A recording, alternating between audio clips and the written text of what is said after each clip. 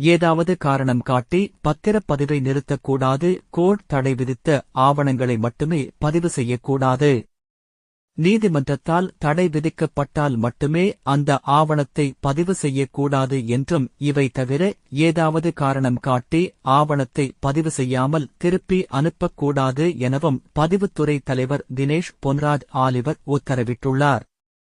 இதுகுறித்து சார்பதிவாளர்களுக்கு பதிவுத்துறை தலைவர் அனுப்பியுள்ள சுற்றறிக்கையில் கூறியிருப்பதாவது: மோசடி பத்திரங்களை ரத்து செய்வதற்கான சட்ட திருத்தத்தை அமல்படுத்துவதில் உயர்நீதிமன்றம் சில உத்தரவுகளை பிறப்பித்தது.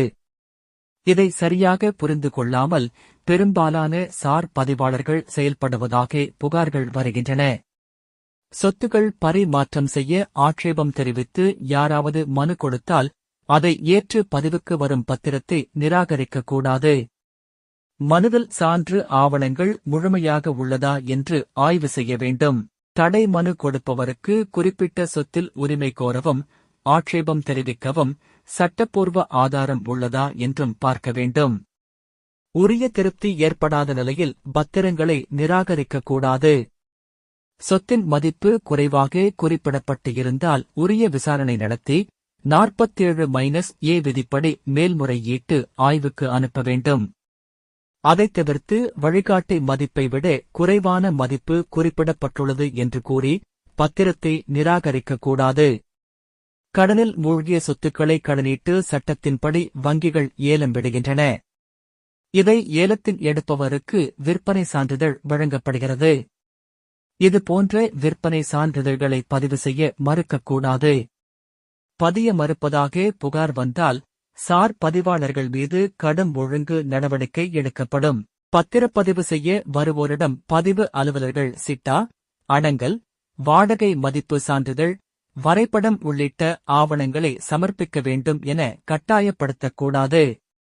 இந்த ஆவணங்கள் இல்லாததை காரணம் காட்டி பத்திரப்பதிவை நிறுத்தி வைக்கவும் கூடாது.